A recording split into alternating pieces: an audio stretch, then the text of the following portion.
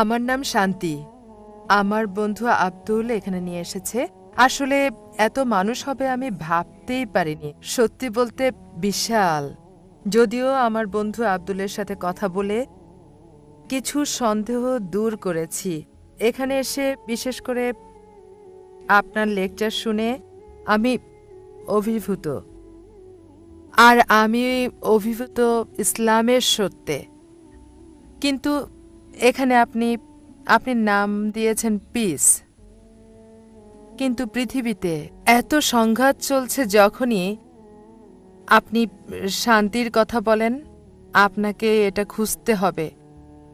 আপনি কি মনে করেন না সারা পৃথিবীতে এটা বলা দরকার, মানে পৃথিবীর সবাইকে?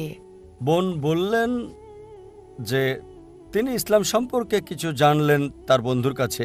তিনি এই লেকচারে এসে দর্শক দেখে মুগ্ধ আর অভিভূত বিষয়গুলো জেনে আমার বক্তব্যে এবং বললেন আমাদের কি উচিত নয় শান্তির কথা বলা পুরো পৃথিবী জুড়ে, সারা পৃথিবীতে বড় পরিসরে।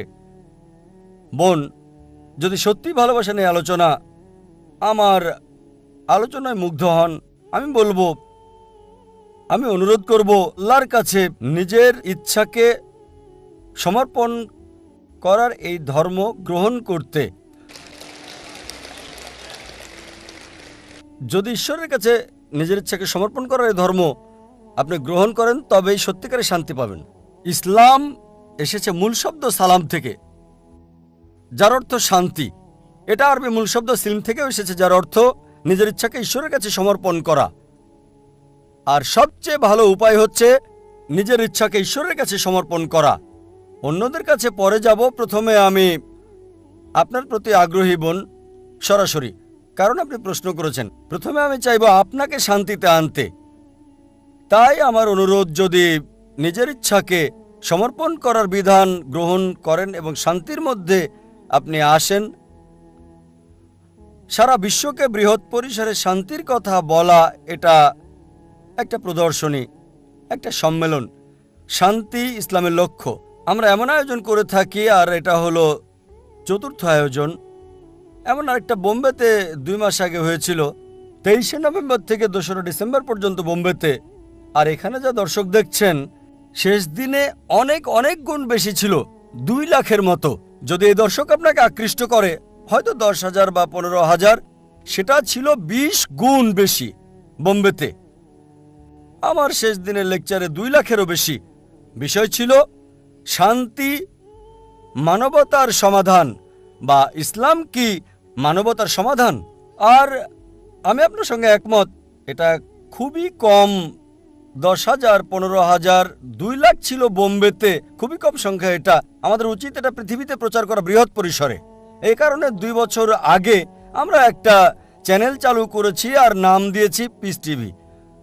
এই পিস টিভি আলহামদুলিল্লাহ গত 2 বছরে এখন পুরো পৃথিবীতে সম্প্রচার হচ্ছে। এশিয়ার সব দেশে, মধ্যপ্রাচ্যে, আফ্রিকা, অস্ট্রেলিয়া, ইউরোপ, উত্তর আমেরিকা, আলহামদুলিল্লাহ। আর এখন এটা পুরো পৃথিবীর 90% কভার করে, দেখতে পারে যদি তারা দেখতে চায়। 75 মিলিয়নের বেশি দর্শক রয়েছে। এটা সবচেয়ে বেশি দর্শক সমৃদ্ধ ইসলামিক চ্যানেল আলহামদুলিল্লাহ। পার্সেন্ট হিসেবে হয়তো মোট জনসংখ্যার 1%-এর কিছু বেশি হবে। সুতরাং আমি শেষ বিচারের দিনে অন্তত এই কথা বলতে পারবো সর্বশক্তিমান ঈশ্বরের কাছে, যে আমরা কমপক্ষে 1% মানুষের কাছে তোমার বার্তা পৌঁছে দিতে পেরেছি। 75 মিলিয়ন। আল্লাহ সুবহানাহু ওয়া তাআলার কাছে দোয়া করি দর্শক বাড়িয়ে দেওয়ার জন্য। কেউ যদি দেখতে চায়, শুধু একটা ডিশ লাগবে, হয়তো 6,000 রুপি, $200-এরও কম। প্রায় পৃথিবীর যে কোনো প্রান্তে আপনি দেখতে পারবেন।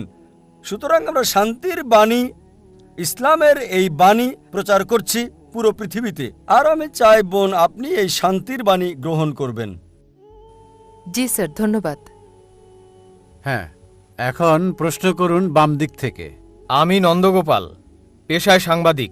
আমার প্রশ্ন হল, অধিকাংশ ধর্মে ঈশ্বরের ধারণা আর সাদৃশ্য ইত্যাদি খোঁজার পরেও কেন কোনো শান্তি আসছে না? কেন পারস্পরিক সহনশীলতা আসছে না এসব ধর্মগুলোর মধ্যে? কিভাবে এসব বন্ধ করা যায়? স্বাভাবিকভাবে সহজ মনে হলেও আসলে কিন্তু কঠিন।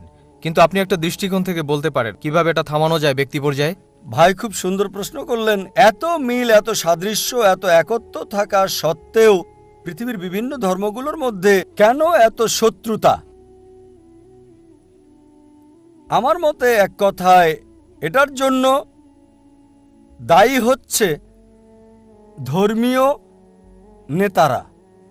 এজন্য আমি বলি, যদি আপনার ধর্মকে জানতে চান, আপনার ধর্মগ্রন্থে আপনি ফিরে যান। কিন্তু দুঃখজনক হলো ধর্মপুত্ররা নিজেদের প্রভাবকে ধরে রাখতে চায়। তারা সাধারণ মানুষকে ধর্মগ্রন্থ থেকে দূরে রাখতে চায়, কারণ জনগণ ধর্মগ্রন্থ পড়ে যদি সরাসরি অনুসরণ করে তাহলে তাদের কাছে কে যাবে? তাই সবচেয়ে ভালো উপায় ধর্মগ্রন্থে ফিরে যান, বোঝার চেষ্টা করেন এবং অনুসরণ করেন। আমরা দেখি, যদিও আমরা জানি সব প্রধান ধর্মই বলে যে ঈশ্বর এক, ঈশ্বরের কোনো প্রতিমূর্তি নেই, মূর্তি পূজা করা যাবে না, তারপরও দেখি অধিকাংশ ধর্মই ইসলাম ছাড়া মূর্তি পূজায় বিশ্বাস করে। কেন? কারণ হলো, আমি একটা উদাহরণ দিচ্ছি। যদি একজন হিন্দু গুরুকে জিজ্ঞেস করেন যে বেদ পরিষ্কার করে স্পষ্ট করে বলছে ঈশ্বরের কোনো প্রতিমূর্তি নেই, সে আমাকে বলবে, হ্যাঁ হ্যাঁ ডাক্তার নায়েক, আমি জানি এটা পরিষ্কার নিষেধ, কিন্তু আসে। ঈশ্বরের প্রতিমূর্তি নাই উঁচু স্তরের লোকজনের জন্য, নিচু স্তরের লোকজনের জন্য মনোনিবেশ করার জন্য মূর্তি প্রয়োজন। আমি বলি, এটা কোথায় আছে? বলবে, না না না, এটা আমাদের মতবাদ, নিজস্ব মতবাদ। ধর্মীয় গুরুরা নিজস্ব মতবাদ নিয়ে আসে আর বলে মনোনিবেশ করার জন্য মূর্তি দরকার। আমি আপনার সাথে একমত। তারা বলে, ডক্টর নায়েক, বেদ মূর্তি পূজার বিরোধী, বেদ সর্বশক্তিমান ঈশ্বরের প্রতিমূর্তির বিরোধী, কিন্তু সেটা উঁচু স্তরের লোকজনের জন্য। আর আমি তাদের বলি, প্রিয় পণ্ডিতজি, প্রিয় স্বামীজি, আমরা মুসলিমরা ইতিমধ্যে উঁচু স্তরে পৌঁছে গেছি, আমাদের মূর্তি দরকার হয় না। সুতরাং এই অবস্থায় আমাদের যা দরকার, অধিকাংশ ধর্মগুরু বা ধর্মপ্রচারক বা পণ্ডিত অধিকাংশ ধর্মের একই কাজ করে, যা আমি আপনাদের পরিষ্কার করে বলেছি। যীশু খ্রিস্ট বা ঈসা আলাইহিস সালাম কখনোই নিজেকে ঈশ্বর দাবি করেননি। তারপরও দেখবেন যে পাদ্রীরা বিশ্বাস করতে বলছে যে যীশু খ্রিস্ট আপনার পাপের জন্য মৃত্যুবরণ করেছিলেন, আপনি মুক্তি পাবেন। যীশু খ্রিস্ট বা ঈসা আলাইহিস সালাম কোথায় এটা বলেছেন? আমরা যা দেখি। আর এজন্য আমি হিন্দুদের বলি, বেদে ফিরে যান। খ্রিস্টানকে বলি, আপনারা গ্রন্থে ফিরে যান। আমি জানি পার্থক্যও রয়েছে, আমি বলছি না ধর্মগুলোতে কোনো পার্থক্য নেই।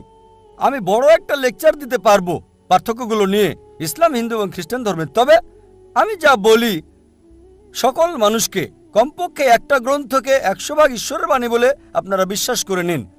অধিকাংশ মানুষেরই এটা মানতে কোনো সমস্যা হবে না। হিন্দুরা বলবে, আমাদের কোনো সমস্যা নেই বেদকে ঈশ্বরের বাণী বলে মানতে। খ্রিস্টানরা বলবে, কোনো সমস্যা নেই বাইবেলকে 100 ভাগ ঈশ্বরের বাণী বলে মানতে। মুসলিমরা বলবে, কোনো সমস্যা নেই কোরআনকে ঈশ্বরের বাণী বলে মানতে। তখন আমি বলি, চলুন আমরা কমপক্ষে এই গ্রন্থগুলোর কমন বিষয়গুলো মেনে চলি, পার্থক্যগুলো নিয়ে পরে দেখা যাবে। অন্তত কমন বিষয়গুলো মানার ব্যাপারে একমত হই। আমার বক্তব্যে কমন বিষয়গুলো আনার চেষ্টা করি আমি, এবং তুলে ধরি সব প্রধান ধর্মগ্রন্থগুলো, হোক সেটা হিন্দুইজম, ক্রিশ্চিয়ানিটি, জুডাইজম, পার্সিইজম, শিখিজম, ইসলাম, সবগুলোই বলছে ঈশ্বর এক, তার কোনো মূর্তি নেই, তাকে কেউ জন্ম দেয়নি, তার কোনো পিতামাতা নেই। চলুন এক ঈশ্বরের উপাসনা করি। সব প্রধান ধর্মগ্রন্থগুলো, জুডাইজম, ক্রিশ্চিয়ানিটি, হিন্দুইজম, বুদ্ধিজম, পার্সিজম, এগুলো বলছে যে পৃথিবীতে একজন নবী আসবেন, তার নাম মুহাম্মদ সাল্লাল্লাহু আলাইহি সাল্লাম। আমি একটা লেকচার দিতে পারবো মুহাম্মদ সাল্লাল্লাহু আলাইহি সাল্লাম হিন্দু ধর্মগ্রন্থে, পুরো একটা লেকচার দিতে পারবো মুহাম্মদ সাল্লাল্লাহু আলাইহি সাল্লাম প্রধান ধর্মগ্রন্থগুলোতে। আমি বলবো, চলুন একমত হই, ঈশ্বর এক, তার জন্ম হয় নাই, কোনো প্রতিমূর্তি নাই, কোনো মূর্তি নাই। দ্বিতীয় হচ্ছে, সব প্রধান ধর্মগ্রন্থই বলছে একজন নবী আসবেন, তিনি সর্বশেষ নবী, তার নাম মুহাম্মদ। এটা উল্লেখ আছে বাইবেলে, গসপেল অফ জন 16 নম্বর অধ্যায়, অনুচ্ছেদ 12 থেকে 14। যীশু খ্রিস্ট সাল্লাল্লাহু আলাইহি সাল্লাম বলেছেন, আমার অনেক কিছু বলার আছে, কিন্তু তোমরা সব সহ্য করতে পারবে না। তার জন্য যখন সত্যের আত্মা আসবেন, তিনি তোমাদের পথ দেখাবেন। তিনি নিজে কিছু বলবেন না, যা শুনবেন তাই বলবেন। তিনি আমাকে সম্মানিত করবেন। নিউ টেস্টামেন্ট নবীজি মুহাম্মদ সাল্লাল্লাহু আলাইহি সাল্লাম সম্পর্কে বলছেন। Old testament book of Deuteronomy অধ্যায় 18 অনুচ্ছেদ 18 মুহাম্মদ সাল্লাল্লাহু আলাইহি সাল্লামের আগমনের কথা বলছে। বুক অফ ডিউটোরনমি অধ্যায় 18 অনুচ্ছেদ 19 মুহাম্মদ সাল্লাল্লাহু আলাইহি সাল্লাম সম্পর্কে বলছে। বুক অফ আইজায়া অধ্যায় 29 অনুচ্ছেদ 12 নবীজি মুহাম্মদ সাল্লাল্লাহু আলাইহি সাল্লামের আগমনের কথা বলছে। বুক অফ সলোমন অধ্যায় 5 অনুচ্ছেদ 16 ওল্ড টেস্টামেন্টে নবীজি মুহাম্মদ সাল্লাল্লাহু আলাইহি সাল্লাম সম্পর্কে বলা হয়েছে। নিউ টেস্টামেন্টে গসপেল অফ জন অধ্যায় 14 অনুচ্ছেদ 16, গসপেল অফ জন অধ্যায় 15 অনুচ্ছেদ 26, গসপেল অফ জন অধ্যায় 16 অনুচ্ছেদ 7, গসপেল অফ জন অধ্যায় 16 অনুচ্ছেদ 12 থেকে 14। এগুলো সব মুহাম্মদ সাল্লাল্লাহু আলাইহি সাল্লামের আসার ব্যাপারে বলছে। আমি হিন্দু ধর্মগ্রন্থ থেকেও বলতে পারি। যদি আপনি হিন্দু ধর্মগ্রন্থ ভবিষ্য পুরাণা পড়েন, পর্ব 3 খণ্ড 3 অধ্যায় 3 5 থেকে 8 নম্বর শ্লোক, ভবিষ্য পুরাণা পর্ব 3 খণ্ড 3 অধ্যায় 3 শ্লোক 10 থেকে 27 নবীজি মুহাম্মদ সাল্লাল্লাহু আলাইহি সাল্লাম সম্পর্কে বলছে। অথর্ববেদ মুহাম্মদ সাল্লাল্লাহু আলাইহি সাল্লাম সম্পর্কে বলছে। ঋগ্বেদ মুহাম্মদ সাল্লাল্লাহু আলাইহি সাল্লাম সম্পর্কে বলছে। একটা লেকচার দেওয়া যাবে। আর কল্কি পুরাণায় কল্কি অবতার আসার কথা বলা হয়েছে তার বাবার নাম হবে বিষ্ণু ইয়াস, মানে ঈশ্বরের ভৃত্য। আরবিতে আব্দুল্লাহ, যা নবীজি মুহাম্মদ সাল্লাল্লাহু আলাইহি সাল্লামের বাবার নাম। তার মায়ের নাম হবে সুমতি, যার অর্থ শান্ত, নীরব, শান্তি। আরবিতের নাম আমিনা, যা নবীজি মুহাম্মদ সাল্লাল্লাহু আলাইহি সাল্লামের মায়ের নাম। বলা হয়েছে তার জন্ম হবে মাধব মাসের 12 তারিখে, মানে 12ই রবিউল আউয়াল। আরো বলা হয়েছে তার 4 জন সহচর থাকবে, মানে প্রথম 4 খলিফায়ে রাশিদিন। বলা হয়েছে তিনি জন্মগ্রহণ করবেন শান্তির শহর মক্কায়। আরো বলা হয়েছে তার জন্ম হবে মক্কার প্রধান গোত্রে। এভাবে আরো আরো আরো এটা অন্য কাউকে নয়, সর্বশেষ এবং চূড়ান্ত নবী মুহাম্মদ সাল্লাল্লাহু আলাইহি সাল্লামকে বোঝাচ্ছে। আমি বলি পার্থক্যগুলো দূরে রেখে আসুন একমত হই, যা common. Hinduism, Christianity, Judaism, Parsiism, Buddhism এবং ইসলামে আছে ঈশ্বর এক। তাকে কেউ জন্ম দেয়নি, তার কোনো প্রতিমূর্তি নেই, তারই উপাসনা করা অন্য কারো নয়। সর্বশেষ এবং চূড়ান্ত নবী হলেন মুহাম্মদ সাল্লাল্লাহু আলাইহি সাল্লাম। যদি আপনি কমন বিষয়ে একমত হন, তার ধর্ম মানেন, সবাই এক হয়ে যাব। কিন্তু সেই সব লোক যারা ধর্মের ঠিকাদার মানে ধর্মের প্রচারক, তারা তাদের ক্ষমতা হারাতে চায় না। তাই তারা সাধারণ অনুসারীদের ধর্মগ্রন্থ পড়তে নিষেধ করে। বিশ্বাস করুন, হিন্দুদের ক্ষেত্রে আমার কোনো সমস্যা নেই, কারণ তারা আমাকে ভালোবাসে, সম্মান করে। বিশ্বাস করুন, মানুষ সাধারণত ধর্মের ব্যাপারে কথা বলা পবিত্র মনে করে। আমি এটা পছন্দ করি। আর অমুসলিমরা আমাকে সম্মান করে অনেক ক্ষেত্রে মুসলিমদের চেয়েও বেশি। যখন এয়ারপোর্টে কাস্টমস পার হই, অমুসলিম কাস্টম অফিসার বলে, জাকির নায়েক, যাহা বলিব সত্য বলিব, সত্য বই মিথ্যা বলিব না। সে সত্য বলছে, একেবারেই সত্য, যেহেতু আমি কোর্টে শপথ গ্রহণ করেছি, সুতরাং আমরা যা বুঝি সত্য বলতে হবে। এজন্য আপনার সাথে একমত ভাই। অসহিষ্ণুতার পার্থক্যের কারণ হলো ধর্মীয় গুরুরা, ধর্মীয় নেতারা। এ কারণে আমাদেরকে গ্রন্থগুলো সাদৃশ্য দেখতে হবে, কমন বিষয়ে এক হতে হবে, তাহলে সমগ্র মানব জাতি এক ভ্রাতৃত্বে আবদ্ধ হবে। আশা করি উত্তরটা পেয়েছেন। ধন্যবাদ doctor Zakir Naik. Marriage or divorce? What's the Islamic The ruling? husband wants to give divorce. Solution or problem? Joint family system. Down to Heaven or hell? Big fat Indians have become the norm. You choose. Beauty, wealth, family status, virtue. Decide what you want. Decide your choice. Be sad or be happy. It's your choice. Join Dr. Zakir Naik. দেখুন অর্ধাঙ্গিনী নাতিত্বাঙ্গিনী। হ্যাঁ, এখন আমার বাম দিকের পেছনের mic থেকে একটা প্রশ্ন নিচ্ছি। আমার নাম পাস্কেল। আমি একজন শিক্ষক। আমি একজন খ্রিস্টান। আপনার কথাই বলছি। আপনি ইংরেজি অনুদিত গসপলের সাথে একমত, যা আমরা খ্রিস্টানরা বিশ্বাস করি। আমি এগুলোর উদ্ধৃতি দিচ্ছি। 1 নম্বর, 4টি গসপলে যখন যিশু দীক্ষা নিয়ে বেরিয়ে আসলেন, স্বর্গ থেকে একটা শব্দ হচ্ছিল, এ আমার প্রিয় পুত্র, আমি তার উপর সন্তুষ্ট, তাকে মানো। একইভাবে 2 নম্বরে আছে, মাউন্ট টাবুরে তাকে পবিত্র করা হলো, তার মুখমণ্ডল সূর্যের মতো দেখাচ্ছে, স্বর্গ থেকে শব্দ বেরিয়ে আসছে, এ আমার প্রিয় সন্তান, আমি তার উপর সন্তুষ্ট, তোমরা তার কথা শোনো। অনেক সময় তিনি শয়তানকে তাড়াতেন। তারা মানুষের কাছে এসে বলতো, হে ঈশ্বরের সন্তান, কেন আমাদের অত্যাচার করছো সময়ের আগে? আবার বড় যাজকের সামনে যাজক যখন তাকে বলল, মহাপ্রভুর শপথ, তাকে বললাম, তুমি কি ঈশ্বরের পুত্র? তখন যিশু বলল, তুমি এটা বলছো। আর যাজক 5 নম্বর অনুচ্ছেদ বলছে প্রধান যাজক যখন তারা যিশুকে অভিযুক্ত করলো, পিলোটের সামনে বলল, এই লোকটি বলছে সে ঈশ্বরের পুত্র, ধর্মমতে সে অভিকে ক্রুশবিদ্ধ করতে চায়। পিলোট এটা জানতেন না, সেজন্য তা যিশুকে ক্রুশে চড়াতে চাইলেন। তাহলে সে নিজেকে ঈশ্বরের পুত্র দাবি করেছিল, যদিও সে সরাসরি বলেনি আমি ঈশ্বরের পুত্র, পরোক্ষভাবে বলেছে। ধরুন আপনি ডাক্তার জাকির নায়েক, আপনি এমবিবিএস ডাক্তার, আর আপনি বললেন হ্যাঁ ভাই আপনি বলেছেন, এর মানে এই নয় আপনি নিজে বলেছেন আমি ডাক্তার জাকির নায়েক এমবিবিএস। একইভাবে যদিও যিশু নিজে বলেননি আমি ঈশ্বরের পুত্র, তিনি সম্মতি দিয়েছেন, সম্ভবত ভদ্রতার খাতিরে তিনি বলেননি আমি ঈশ্বরের পুত্র। আবার আরেকটি উদাহরণ, ভাই আপনার প্রশ্ন ইতিমধ্যে 5টা অনুচ্ছেদের উদ্ধৃতি দিয়েছেন, কোনোটারই রেফারেন্স বলেননি। না না আমি এটার জন্য প্রস্তুত না, তাই আর বলছি না। আমি রেফারেন্সটা বলে দেবো, কোনো সমস্যা নেই, আমি রেফারেন্সটা বলে দেবো, আপনাকে সাহায্য করবো ভাই, আমি আপনাকে সাহায্য করতে চাই ভাই, কোনো সমস্যা নেই। আপনার প্রশ্নটা কি? আপনি কি এই 5টা অনুচ্ছেদ বলে বোঝাতে যাচ্ছেন যিশু ঈশ্বর দাবি করেছিলেন? হ্যাঁ। ঠিক আছে, আমি উত্তর দিচ্ছি। আমার চ্যালেঞ্জ ছিল একটা মাত্র স্পষ্ট বক্তব্য বের করে দেখান পুরো বাইবেল থেকে, যেখানে যীশু খ্রিস্ট ভাই সাল্লাল্লাহু আলাইহি সাল্লাম নিজে বলেছেন আমি ঈশ্বর, অথবা বলেছেন আমার উপাসনা করো, আমি খ্রিস্টান ধর্ম গ্রহণ করতে প্রস্তুত। একটা মাত্র বক্তব্য দেখাতে পারেন নাই স্পষ্টভাবে বলা সম্পূর্ণ বাইবেল থেকে, যেখানে যীশু খ্রিস্ট ভাই সাল্লাল্লাহু আলাইহি সাল্লাম নিজে বলেছেন আমি ঈশ্বর অথবা আমার উপাসনা করো। এখানেই বাইবেল আছে, আর এটা কিং জেমস ভার্সন। যেহেতু আপনি একজন শিক্ষক, আপনি প্যাস্টরও হতে পারেন। আপনি কি প্যাস্টর? না না না, আমি একজন শিক্ষক, আমি খ্রিস্টান ধর্মের একজন প্রকৃত বিশ্বাসী। ঠিক আছে। রেড লেটার নামে এক ধরনের বাইবেল আছে যেখানে যিশুর কথাগুলো লাল করা আছে। আপনি 5টি বিষয় উল্লেখ করেছেন, আর এগুলোকে 2 ভাগে ভাগ করা যায়। প্রথমে আপনি এলোমেলো উদ্ধৃতি দিলেন আর সঠিকভাবে উদ্ধৃতি দিলেন না। যা বলতে চেয়েছেন সেটা আছে গসপেল অফ জন 3 নম্বর অধ্যায় অনুচ্ছেদ 16, বলা আছে ঈশ্বর পৃথিবীকে এত ভালোবাসলেন একমাত্র ঔরসজাত সন্তানকে দিয়ে দিলেন, তোমাদের কেউ যদি তাকে বিশ্বাস করে তার মৃত্যু হবে না, চিরস্থায়ী জীবন পাবে। এটা 4 গসপেলেই নাই, এটা আছে গসপেল অফ জন 3 নম্বর অধ্যায় অনুচ্ছেদ 16। এগুলো লিখে রাখেন, পরে চেক করে দেখবেন।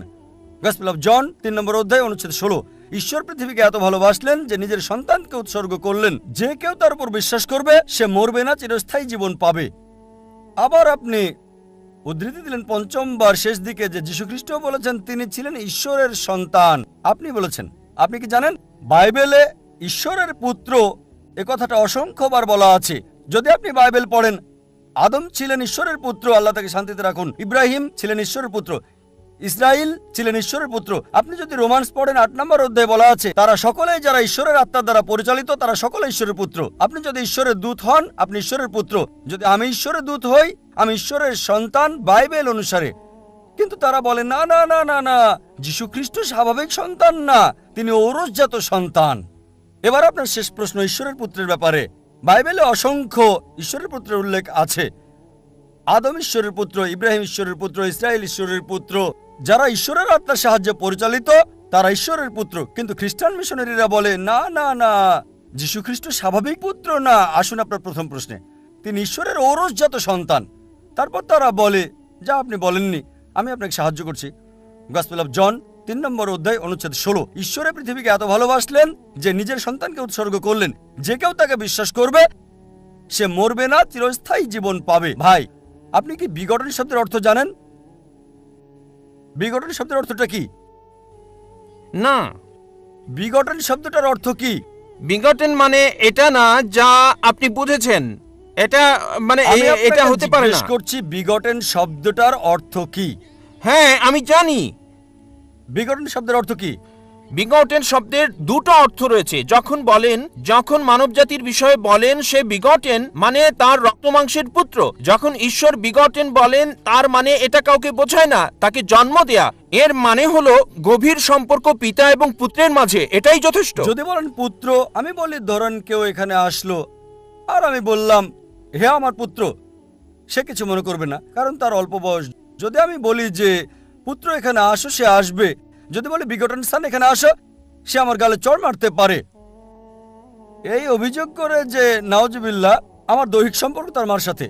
ঠিক যদি একটা ছোট বালককে বলি বিগটন সান, বা একটা যুবককে হতে পারে 23 বছরের, আমি 40-এরও বেশি, যদি বলি বিগটন সান এখানে আসো, সে হয়তো আমার গালে চড় মারতে পারে।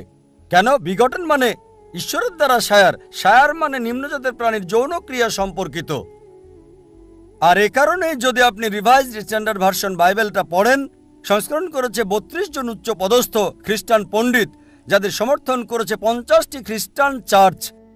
তারা বলেছে বিগটন শব্দটি গসপেল অফ জন অধ্যায় 3 অনুচ্ছেদ 16 হচ্ছে অসার কথা, একটা মিশ্রণ, একটা প্রতারণা, এবং তারা এটাকে বাইবেল থেকে বাদ দিয়েছে। আপনি কি জানেন? যদি রিভাইজড স্ট্যান্ডার্ড ভার্সন বাইবেল পড়েন, যেটা সবচেয়ে বেশি বিকৃত, সংস্করণ করেছে 32 জন উচ্চ পদস্থ খ্রিস্টান বিশেষজ্ঞ, যাদেরকে সহায়তা করেছে 50টি বিভিন্ন খ্রিস্টান মিশনারি। তারা বলেছে এই বিঘটন শব্দটি হচ্ছে অসার কথা, একটা মিশ্রণ, একটা প্রতারণা, এজন্য এই বিঘটন শব্দটা তারা বাদ দিয়েছে। সুতরাং যদি বলেন পুত্র, তবে ঈশ্বরের পুত্র আছে বাইবেলে অসংখ্য। সুতরাং আপনার প্রথম এবং শেষ প্রশ্নের উত্তর আমি দিয়েছি। এবার আসুন আপনার দ্বিতীয় এবং তৃতীয় প্রশ্নে। বলেছেন তিনি শয়তানকে তাড়ান, পুরো উদ্ধৃতি দেন। আপনি পুরো বাক্যটা বলেননি, আমি আমার লেকচারে বলেছি। গসপেল অফ ম্যাথিউ অনুযায়ী অধ্যায় 12 28 নম্বর অনুচ্ছেদ তিনি বলেছেন আমি শয়তানকে তাড়িয়ে দিই ঈশ্বরের আত্মার সাহায্যে। গসপেল অফ লুক অধ্যায় 11 অনুচ্ছেদ 20 আমি শয়তানকে তাড়াই ঈশ্বরের আঙুলের সাহায্যে। এখানে বলছে না যে তিনি একা করেন, তিনি এটা করেন ঈশ্বরের সাহায্যে। এর মানে এই নয় যে তিনি ঈশ্বর। এই সবগুলো অনুচ্ছেদ যা আপনি বলছেন স্পষ্ট করে বলছে যে তিনি হচ্ছেন ঈশ্বরের দূত, তিনি নিজে ঈশ্বর ছিলেন না। এ কারণেই আমি চ্যালেঞ্জ করেছি আপনি পুরো বাইবেলে একটা মাত্র অনুচ্ছেদ দেখান যেখানে স্পষ্ট করে বলা যীশু খ্রিস্ট বা ঈসা আলাইহিস সালাম নিজে বলেছেন যে আমি ঈশ্বর, বা তিনি বলেছেন আমার উপাসনা করো, আমি খ্রিস্টান ধর্ম গ্রহণ করতে প্রস্তুত আছি। যীশু কোথাও কখনো বলেননি যে শুধু যদি আমি বলি পুত্র এখানে আসো, এর মানে এই নয় যে আমার ঔরসজাত সন্তান। ঠিক একইভাবে যদি আপনি আমাকে বলেন যে আমি আপনাকে ডাক্তার জাকির নায়েক বলে ডাকবো, ঠিক, আর যদি আমি আপত্তি না করি যে না এটা সঠিক হতে পারে, ভুলও হতে পারে, লোকজন বলে ডাক্তার জাকির নায়েক একজন বিশেষজ্ঞ, আমি নিজেকে মনে করি না বিশেষজ্ঞ, আমি একজন জ্ঞানের ছাত্র হিসেবে নিজেকে চিন্তা করি। সুতরাং লোকজন আমাকে যদি বিশেষজ্ঞ বলে আর আমি নীরব থাকি, তার মানে এই নয় যে আমি গ্রহণ করছি। তারা আমাকে বিশেষজ্ঞ হিসেবে বিবেচনা করে, আমি নিজেকে বিবেচনা করি না। সবসময় নিজেকে জ্ঞানের একজন ছাত্র হিসেবে উল্লেখ করে থাকি, তালবে ইলম। সুতরাং আপনি বাইবেল থেকে যা উদ্ধৃতি করেছেন, বাইবেলের যেখান থেকে করেন রেড লেটার হতে হবে। রেড লেটার মানে যীশু খ্রিস্ট বা ঈসা আলাইহিস সালামের কথা। একটা মাত্র বক্তব্য দেখান, স্পষ্ট অনুচ্ছেদ পরিষ্কার করে বলা পুরো বাইবেল থেকে যেখানে যীশু খ্রিস্ট বা ঈসা আলাইহিস সালাম নিজে বলেছেন যে আমি ঈশ্বর বা আমার উপাসনা করো, আমি খ্রিস্টান ধর্ম গ্রহণ করতে প্রস্তুত। আসসালামু আলাইকুম। আসসালাম। আমি আপনার কাছে জানতে চাইবো যে এই নমস্কার শব্দটার অর্থ কি। হিন্দুরা এটা সবসময় বলে, অনেক মুসলিমও তাদের নকল করে থাকে। কোন হিন্দুর সাথে দেখা হলে তারা নমস্কার বলে অভিবাদন জানায়, তারা এর অর্থটা না জেনেই শব্দটা ব্যবহার করে। আমার জানা মতে এর অর্থটা হলো আমি আপনার সামনে নতজানু হচ্ছি। আপনি এ ব্যাপারে কিছু বলবেন কি? ভাই প্রশ্ন করলেন যে হিন্দুরা যে নমস্কার বলে এটার অর্থটা কি। আপনার জানা মতে এটার মানে নতজানু হওয়া। আরেকটু বিস্তারিত আপনি জানতে চাইলেন। এক একজন বিশেষজ্ঞ এক একটা অর্থ দিয়েছেন এটার, তবে কমন অর্থটা হলো সব জায়গায় একই, যেটা তখন বললেন যে আমি আপনার সামনে নতজানু হচ্ছি। তবে স্বামী চিন্ময়ানন্দ বলেছেন তার মতে নমস্কার শব্দটা এসেছে ইদাম নামা মেহ থেকে, যার অর্থ সবকিছুর মালিক ঈশ্বর। তবে কমন অর্থটা হলো আপনার সামনে আমি নতজানু হচ্ছি। যদি এই অর্থ হয় নতজানু হওয়া, তাহলে এটা হারাম। মুসলিমদের জন্য এটা বলা নিষিদ্ধ। এজন্য আমি কখনো নকল করি না, সবসময়ই বলি আসসালামু আলাইকুম, আপনার উপর শান্তি বর্ষিত হোক। এমনকি অমুসলিমদেরও যখন কেউ আমাকে বলে নমস্তে, এর উত্তরে আমি বলি আসসালামু আলাইকুম, আপনার উপর শান্তি বর্ষিত হোক। অন্যান্য অভিবাদন যেগুলো ইসলামিক নয়, যেমন গুড মর্নিং, গুড ইভিনিং, এগুলো হারাম না, বলা যেতে পারে, তবে এগুলো মুস্তাহাব, না বললে ভালো। গুড মর্নিং বলাটা হারাম না, তবে এর চেয়ে ভালো আপনার উপর শান্তি বর্ষিত হোক। গুড মর্নিং এর চেয়ে ভালো। মর্নিং এর মধ্যে গুড কি আছে? সকালে হয়তো বউয়ের সাথে ঝগড়া হয়েছে, তবে গুড মর্নিং বলাটা শরিয়ার বিরুদ্ধে যায় না। গুড মর্নিং বলাটা হারাম নয়, না বললে ভালো। তবে নমস্তে মানে যদি হয় নতজানু হওয়া, তাহলে সেটা হারাম, আর মুসলিমদের এটা বলা উচিত না। আশা করি উত্তরটা পেয়েছেন। এবারের প্রশ্ন মহিলাদের মধ্যে থেকে করবেন। আসসালামু আলাইকুম ভাই, আমরা যখন পবিত্র কোরআনের অনুবাদ পড়ি তখন সেখানে দেখি যে লেখা আছে আমরা পৃথিবী ও আকাশমণ্ডলী সৃষ্টি করলাম, আল্লাহ কেবলমাত্র একজন, কিন্তু এখানে আমরা বলা হচ্ছে কেন? বোন একটা কমন প্রশ্ন করলেন। কোরআনে আমরা এরকম প্রায় দেখি যে আল্লাহ বলেছেন আমরা সৃষ্টি করলাম, আল্লাহ একজন, কিন্তু এখানে বহুবচন কেন? এছাড়াও আল্লাহ বলেছেন যে নাহনু, আমরা কোরআন অবতীর্ণ করেছে অনেক জায়গায়। সূরা হিজরের 9 নম্বর আয়াতে বলা হয়েছে, এরকম অনেক জায়গায় আছে। আপনি যদি ভালো করে দেখেন যে অনেক ভাষাতে এরকম আছে, বহুবচন দুই প্রকারের হয়। একটা হলো সংখ্যাগত বহুবচন, আর একটা রাজকীয় বহুবচন, সম্মান দেখানোর জন্য।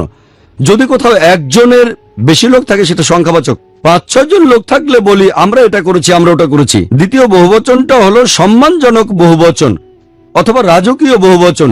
ইংল্যান্ডেও যখন রানী কথা বলেন, তিনি বলেন আমরা এটা করেছি, যদিও তিনি একজন। একইভাবে হিন্দি আর উর্দু ভাষায় হাম মানে আমরা বহুবচন, তবে হাম দিয়ে সম্মানও বোঝানো হয়। সাবেক প্রধানমন্ত্রী রাজীব গান্ধী এরকম বলেছিলেন, হাম দেখনা চাহতে হ্যায়, উনি তো একজন। তাহলে এখানে হাম বলা হচ্ছে সম্মান দেখানোর জন্য, এটা একবচন। একইভাবে আরবিতে নাহনু মানে আমরা, এটা সংখ্যাবাচক অথবা সম্মানসূচক বহুবচন। আর পবিত্র কোরআনে যখন আল্লাহ নিজের ব্যাপারে আমরা বলেছেন, এটা রাজকীয় বহুবচন, সম্মানসূচক বহুবচন, তবে তিনি একজন। বলো তিনি আল্লাহ এক, অদ্বিতীয়। আশা করি উত্তরটা পেয়েছেন। হ্যাঁ ভাই, পেছন দিক থেকে আপনি দাঁড়িয়ে প্রশ্ন করবেন। Thank you. একজন নাস্তিকের কাছে আল্লাহর অস্তিত্ব প্রমাণ করব কিভাবে? ভাই প্রশ্ন করলেন যে একজন নাস্তিকের কাছে কিভাবে আল্লাহর অস্তিত্ব প্রমাণ করব। পবিত্র ধর্মগ্রন্থে আল্লাহ তাআলার ধারণা নিয়ে তো কথা বললাম আমি। এখন আমি একজন নাস্তিকের কাছে সেটা প্রমাণ করব কিভাবে। কোন নাস্তিকের সাথে দেখা হলে আমি প্রথমে যেটা করব, যে আল্লাহকে বিশ্বাস করে না তাকে অভিনন্দন জানাবো। আমি তাকে অভিনন্দন জানাবো, কারণ পৃথিবীর বেশিরভাগ মানুষই অন্ধভাবে বিশ্বাস করে। বেশিরভাগ ক্ষেত্রে কেউ হিন্দু কারণ তার বাবা হিন্দু, কেউ খ্রিস্টান কারণ তার বাবা খ্রিস্টান, আমাদের অনেকে মুসলিম কারণ বাবা মুসলিম। আর এই নাস্তিক ভাবছে সেও একটা ধর্মীয় পরিচয়ে বড় হয়েছে, কিন্তু তার মনে হয়েছে যে তার বাবা যে ঈশ্বরের পূজা করে সেটা আসলে কোনো ঈশ্বর না, তাই ঈশ্বরকে অস্বীকার করে। আমি তাকে অভিনন্দন জানাবো কারণ সে ইসলামিক শাহাদা, ইসলামিক ধর্মবিশ্বাসের প্রথম অংশটা মেনে নিয়েছে, লা ইলাহা, কোনো উপাস্য নেই। এখন থেকে বলাতে হবে ইল্লাল্লাহ, সেটা আমি করতে পারবো ইনশাল্লাহ। তাকে অভিনন্দন জানাবো তার কারণ সে ইসলামী ধর্মবিশ্বাসের প্রথম অংশটা মেনে নিয়েছে, লা ইলাহা। আল্লাহ পবিত্র কোরআনে বলেছেন, এসো সেই কথা যা তোমাদের ও আমাদের মধ্যে এক। যদিও সেটা নাস্তিক, একজন নাস্তিকের সাথে আমাদের সাদৃশ্য হলো লা ইলাহা, কোনো উপাস্য নেই। নাস্তিকের ক্ষেত্রে অর্ধেক কাজটা হয়ে গেছে। এবারে অন্যান্য অমুসলিম যারা ভুল ঈশ্বরের উপাসনা করে, প্রথমে তাদের বোঝাতে হবে তারা যে ঈশ্বরের পূজা করে সেটা আসলে কোনো ঈশ্বর না। তারপর তাদের সামনে আল্লাহ তাআলার অস্তিত্ব প্রমাণ করতে হবে। এখানে অর্ধেক কাজ তো হয়ে গেছে, সে অলরেডি বলেছে লা ইলাহা, কোনো উপাস্য নেই। এখন থেকে বোঝাতে হবে ইল্লাল্লাহ, আল্লাহ ছাড়া, সেটা আমি করবো ইনশাল্লাহ। আমার অর্ধেক কাজ তো। কোন নাস্তিককে আমি প্রথমেই প্রশ্ন করব যে মনে করেন এমন একটা যন্ত্র, একটা ইকুইপমেন্ট যেটা পৃথিবীর কোনো মানুষ আগে দেখেনি, সেই যন্ত্রটা যদি আপনার সামনে আনা হয়, পৃথিবীর কোনো মানুষ যেটা আগে দেখেনি, যদি সেটা আপনার সামনে এনে জিজ্ঞেস করা হয় এই যন্ত্রটা কিভাবে কাজ করে, এই যন্ত্রটা সম্পর্কে আপনাকে কে বলতে পারবে, তার উত্তর কি হতে পারে? সে হয়তো বলবে স্রষ্টা, বলবে উৎপাদনকারী অথবা প্রস্তুতকারী অথবা আবিষ্কারক, এরকমই কিছু একটা। সেই উত্তরটা আপনি মনে রাখেন। সে হয়তো বলবে স্রষ্টা, উৎপাদনকারী, কারিগর, আবিষ্কারক, প্রস্তুতকারী, এইরকমই কিছু বলবে। উত্তরটা মনে রাখেন। পরের প্রশ্ন করেন আমাদের এই বিশ্ব কিভাবে সৃষ্টি হয়েছে। সে বলবে বেশিরভাগ নাস্তিকই বিশ্বাস করে যে তারা বিজ্ঞান সম্পর্কে অনেক বেশি জানে, তারা খুবই উন্নত, এজন্যই তারা নাস্তিক হয়েছে। সে নাস্তিক আপনাকে বলবে প্রথমে আমাদের বিশ্ব ছিল ছোট্ট একটা বিন্দু, তারপর সেখানে একটা বিস্ফোরণ হলো, বিগ ব্যাং। সেখান থেকেই সৃষ্টি হলো গ্যালাক্সি, নক্ষত্র, তারপর গ্রহ, এই পৃথিবী, তারপর সূর্য, তারপর চাঁদ, মহাবিশ্ব, এভাবে সৃষ্টি হয়েছে। এটাকে বলা হয় বিগ ব্যাং। কতদিন আগে জেনেছি? সে নাস্তিক বলবে এটা কয়েকদিন আগে, 40-50 বছর আগে। বিজ্ঞান যেটা জেনেছে 40 বা 50 বছর আগে, পবিত্র কোরআন সেটা বলে গেছে 1400 বছর আগে। সূরা আম্বিয়ার 30 নম্বর আয়াতে উল্লেখ আছে, আল্লাহ বলেছেন অবিশ্বাসীরা কি দেখে না আকাশমণ্ডলে ও পৃথিবী মিশে ছিল, আমি তাদের পৃথক করে দিলাম। আল্লাহ বলেছেন অবিশ্বাসীরা কি দেখে না আকাশমণ্ডলী আর পৃথিবী মিশে ছিল, আমি তাদের আলাদা করে দিলাম। বিজ্ঞানীরা এখন বিগ ব্যাং এর যে কথা বলে, কোরআনে সে কথাটা সংক্ষেপে বলা হয়েছে। কোরআনে 1400 বছর আগে এই কথাটা কে বলতে পারেন? এই বিগ ব্যাং এর ব্যাপারে যেটা বিজ্ঞান কিছুদিন আগে জেনেছে সেটা হয়তো বলবে হঠাৎ করে মিলে গেছে, তর্ক করবেন না। পরের প্রশ্ন চলে যান, আমাদের পৃথিবীর আকারটা কেমন? সে বলবে আগে আমরা মনে করতাম পৃথিবী সমতল, কিছুদিন আগে জানতে পেরেছি যে কিছুদিন 200-300 বছর আগে এখন আমরা জানতে পেরেছি পৃথিবী বর্তুলাকার। প্রথম যিনি এটা আবিষ্কার করেন তিনি হলেন স্যার ফ্রান্সিস ড্রেক। তিনি 1577 সালে জাহাজে করে পুরো পৃথিবী ঘুরে আসেন। বিজ্ঞান যেটা জানতে পেরেছে 1577 সালে, পবিত্র কোরআন সেটা 1400 বছর আগেই বলে দিয়েছে। সূরা নাজিয়াতের 30 নম্বর আয়াতে উল্লেখ করা হয়েছে, বলা হয়েছে এবং তিনি পৃথিবীকে বানিয়েছেন ডিম্বাকৃতি। এই আরবি শব্দ দাহা এর একটা অর্থ বিস্তৃত, আরেকটা অর্থ, এই শব্দটা এসেছে আরবি দুইয়া থেকে, যার অর্থ ডিম। এখন আমরা জানি যে পৃথিবী বলের মতো গোলাকার নয়, এটা পূর্ব পশ্চিমে কিছুটা চাপা, তার মানে বর্তুলাকার। এই আরবি শব্দ দুইয়া এটা কোনো সাধারণ ডিমকে বোঝাচ্ছে না, এটা আসলে বোঝাচ্ছে উট পাখির ডিমকে। তাহলে পৃথিবী যে বর্তুলাকার এটা কোরআন 1400 বছর আগেই বলে দিয়েছে। এভাবে কে বলতে পারেন? সে নাস্তিক তখন বলতে পারে, হয়তো আপনাদের নবী মুহাম্মদ সাল্লাল্লাহু আলাইহি ওয়াসাল্লাম খুব বুদ্ধিমান ছিলেন। তর্ক করবেন না, বলে যান। তারপর বলবেন চাঁদের যে আলো এটা কি নিজস্ব আলো নাকি প্রতিফলন? সে তখন বলবে আমরা আগে ভাবতাম চাঁদের আলোটা নিজস্ব আলো, কিছুদিন আগে 200 বছর 300 বছর আগে আমরা জানতে পেরেছি চাঁদের আলোটা তার নিজস্ব আলো না, এটা প্রতিফলিত আলো। পবিত্র কোরআনে সূরা ফুরকানের 61 নম্বর আয়াতে উল্লেখ করা হয়েছে 1400 বছর আগে যে তিনি কত মহান, যিনি নবমণ্ডলের সৃষ্টি করেছেন রাশিচক্র এবং সেখানে স্থাপন করেছেন প্রদীপ, সূর্য যার রয়েছে নিজস্ব আলো, আর চাঁদ যার রয়েছে প্রতিফলিত আলো। চাঁদের আলো বোঝাতে যে শব্দটা ব্যবহার করা হয়েছে সেটা সবসময় নূর অথবা মুনির, প্রতিফলিত আলো বা ধার করা আলো। সূর্যের আলোকে বোঝাতে এই শব্দ ব্যবহার করা হয়নি, সেখানে বলা হচ্ছে সিরাজ, ওয়াহাজ বা দিয়া। পবিত্র কোরআনে 1400 বছর আগে কে এই কথা বলতে পারে যে চাঁদের আলোটা প্রতিফলিত আলো, তার নিজস্ব আলো না? সে নাস্তিক হয়তো কিছুক্ষণ চুপ করে থেকে বলবে আপনাদের নবীজি আসলেই অনেক বুদ্ধিমান, তর্ক করবেন না। পরের প্রশ্নে চলে যান। আমি যখন স্কুলে ছিলাম তখন ভূগোলের বইতে পড়েছিলাম সূর্য তার নিজ অক্ষের চারপাশে আবর্তিত হয় না, প্রদক্ষিণ করে। সে নাস্তিক বলতে পারে এই কথা কি আপনাদের কোরআনে লেখা আছে? আমি বলবো না, এটা আমি স্কুলে পড়েছিলাম। পবিত্র কোরআনে সূরা আম্বিয়ার 33 নম্বর আয়াতে উল্লেখ করা হয়েছে আল্লাহ সৃষ্টি করেছেন রাত এবং দিন, সূর্য এবং চাঁদ, প্রত্যেকেই তার নিজ কক্ষপথে বিচরণ করে। এখানে যে আরবি শব্দটা সেটা ইয়াজবাহুন, এটা দিয়ে চলন্ত কোনো কিছুর গতিকে বোঝানো হচ্ছে। আর শব্দটা যদি গ্রহ নক্ষত্রের বেলায় করা হয় তার মানে প্রদক্ষিণ করার পাশাপাশি তারা নিজ অক্ষের চারপাশে আবর্তিত হচ্ছে। আধুনিক যন্ত্রপাতির সাহায্যে আমরা টেবিলের উপরে সূর্যের একটা ইমেজ আনতে পারি, সেখানে দেখবেন কিছু কালো স্পট, আর স্পটগুলো আনুমানিক 25 দিনে পুরো আবর্তিত হয়ে আগের জায়গায় ফিরে আসে। তার মানে নিজ অক্ষের চারপাশে ঘুরে আসতে সূর্যের আনুমানিক 25 দিন লাগে। 1400 বছর আগে কে এই কথাটা বলে দিতে পারেন? আমি যখন স্কুলে ছিলাম, এখন থেকে 25 বছর আগে, তখন পড়েছিলাম যে সূর্য তার নিজ অক্ষের চারপাশে আবর্তন করে না। আর কোরআন 1400 বছর আগে এই কথা বলে গেছে সূর্য প্রদক্ষিণ করে, আবর্তিতও হয়। কোরআন এই কথাটা কে বলতে পারে? তখন সে চুপ করে থাকবে। এভাবে আপনি জ্যোতির্বিদ্যা নিয়ে আরো অনেক কথা বলে যেতে পারেন। এরপর আপনি নাস্তিককে বলবেন হাইড্রোলজি সম্পর্কে। আমরা স্কুলে পড়েছি কিভাবে পানি বাষ্পে পরিণত হয়, সেগুলো মেঘ হয়ে যায়, মেঘগুলো নিচের দিকে নেমে আসে, তারপর বৃষ্টি হয়ে মাটিতে পড়ে, এভাবে পানিচক্র শেষ হয়। 1580 সালে স্যার বার্নার্ড প্যালিসি প্রথম এই পানিচক্র সম্পর্কে বর্ণনা দেন। তার আগে জানতামই না। কোরআনে পানিচক্রের ব্যাপারে বিস্তারিত বলা আছে, পানি বাষ্প হয়ে যায়, মেঘে পরিণত হয়, জোড়া লাগে, নিচের দিকে নেমে আসে, তারপর বৃষ্টি হয়। পবিত্র কোরআনে এই কথাগুলো অনেকবার আছে। সূরা জুমারের 21 নম্বর আয়াতে উল্লেখ করা হয়েছে, সূরা রুমের 24 নম্বর আয়াতে উল্লেখ করা হয়েছে, এরপর সূরা হিজরের 22 নম্বর আয়াতে উল্লেখ করা হয়েছে, সূরা মুমিনুনের 18 নম্বর আয়াতে বলা হয়েছে, সূরা নূরের 43 নম্বর আয়াতে উল্লেখ করা হয়েছে, এরপর সূরা রুমের 48 নম্বর আয়াতে উল্লেখ করা হয়েছে, সূরা ফুরকানের 48 ও 49 নম্বর আয়াতে বলা হয়েছে, সূরা ফাতিরের 9 নম্বর আয়াতে বলা হয়েছে, সূরা ইয়াসিনের 34 নম্বর আয়াতে বলা হয়েছে, এরপর সূরা কাফের 8 ও 9 নম্বর আয়াতে বলা হয়েছে, সূরা মুলকের 30 নম্বর আয়াতে বলা হয়েছে, সূরা তারিকের 11 নম্বর আয়াতে বলা হয়েছে। এভাবে আপনি একের পর এক শুধু রেফারেন্সই বলে যেতে পারেন। পবিত্র কোরআনের যেখানে পাঞ্চক্র সম্পর্কে বলা হয়েছে 1400 বছর আগে কে কথাগুলো বলতে পারেন? সে নাস্তিক কোনো কথা বলবে না।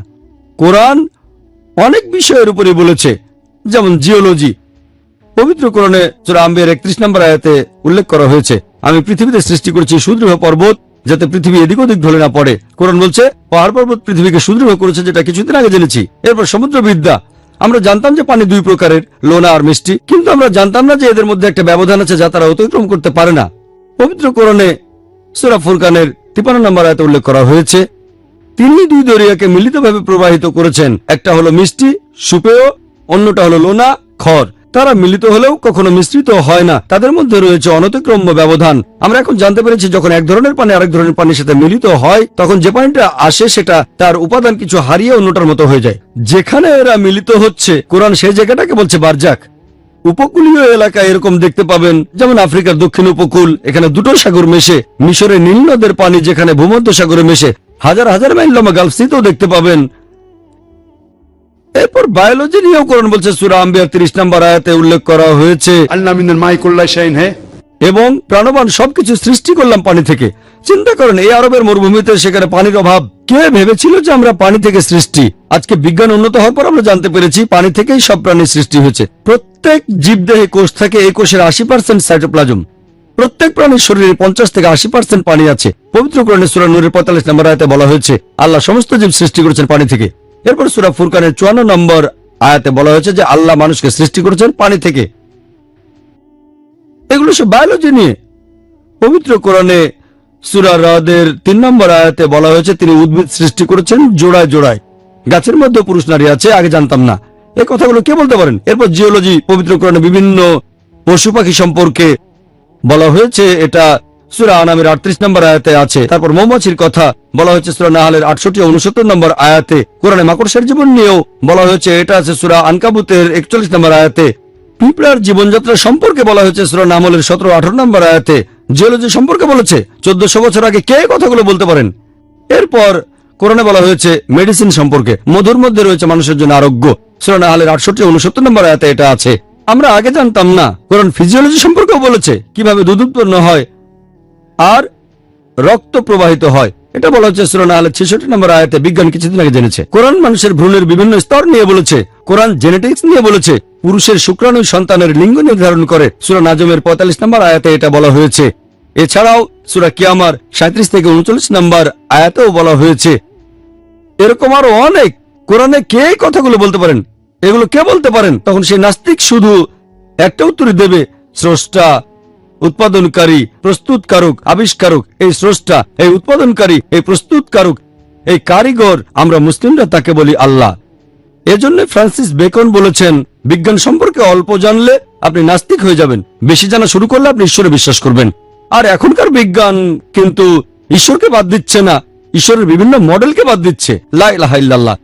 তাহলে পবিত্র কোরআনের সাহায্যে আমরা একজন নাস্তিকের কাছে আল্লাহর অস্তিত্ব প্রমাণ করতে পারি। এই সিস্টেম বিভিন্ন ধর্মগ্রন্থের ক্ষেত্রেও প্রয়োগ করতে পারেন। হতে পারে সেটা বাইবেল, হতে পারে বেদ।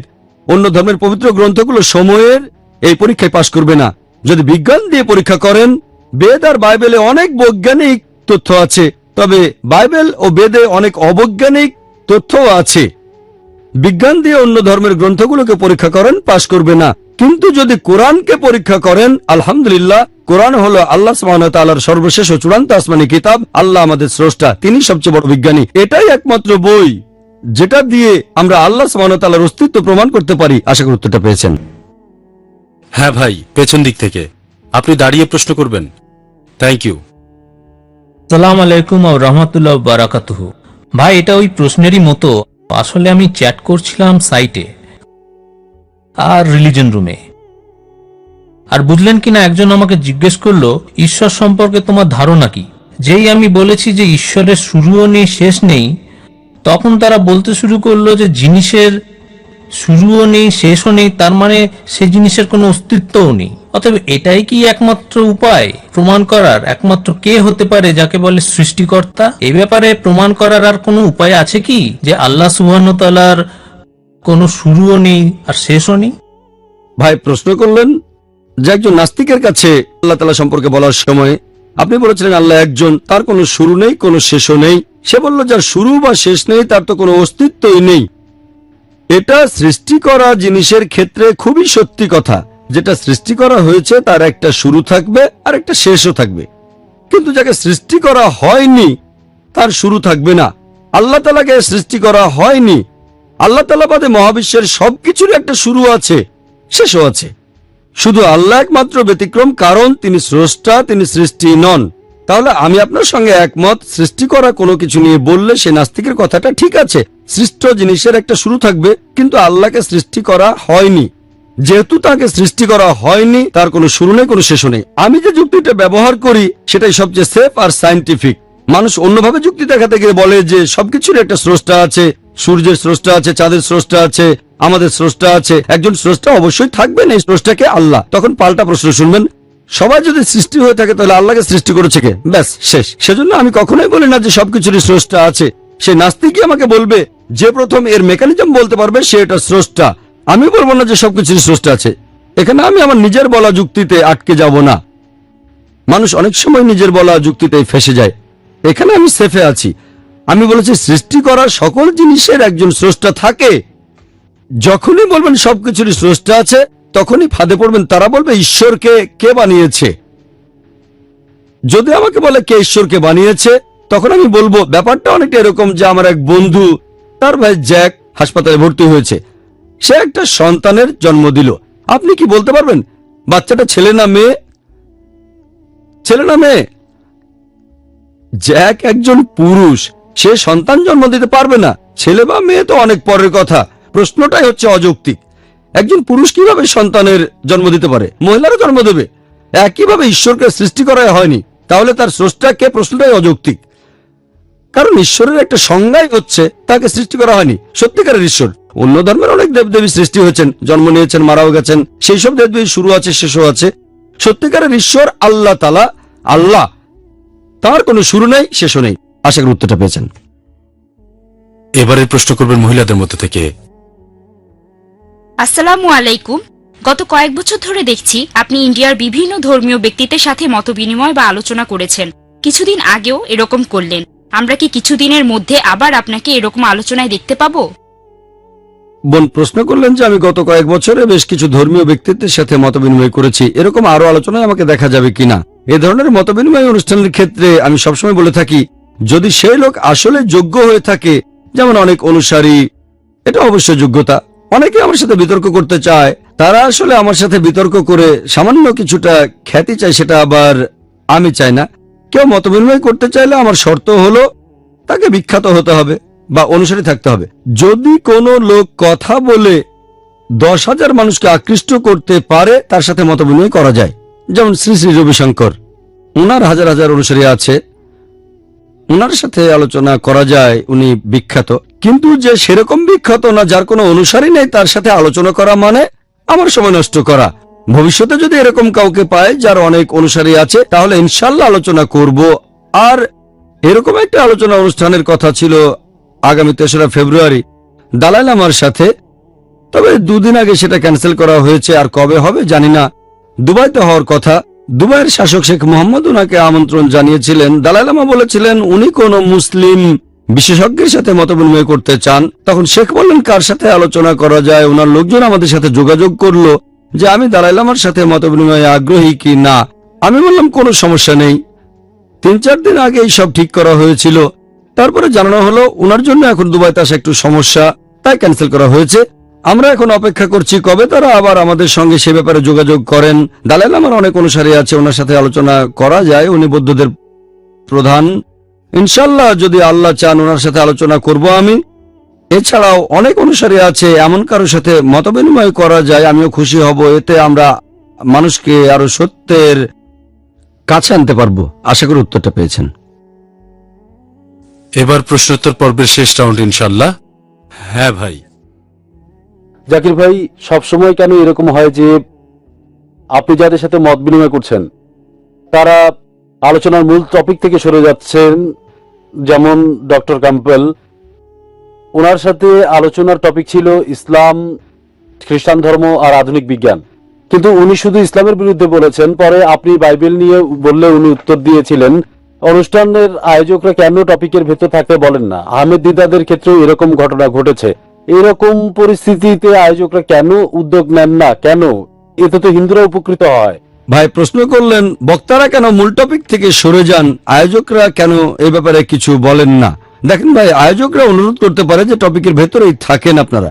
যদি সরে যান, তারা একটা নির্দিষ্ট সময় পাচ্ছেন, তারা ভাবছেন টপিকের উপরে কথা বলছেন। এখন বিচার করবে দর্শকরা। কেউ যদি টপিক থেকে সরে যায়, মনে করেন কেউ পরীক্ষা দিচ্ছে, ভুল উত্তর লিখলে বেশি হলে ফেল করাতে পারেন। শিক্ষক বলতে পারবে না ভুল লিখেছো কেন, কেন লিখেছো এটা বলা যাবে না, তো ফেল করাতে পারেন। এখানে বিচার করবে দর্শকরা। এটা তো কোনো বক্সিং ম্যাচ না, দর্শকরা বিচার করবেন।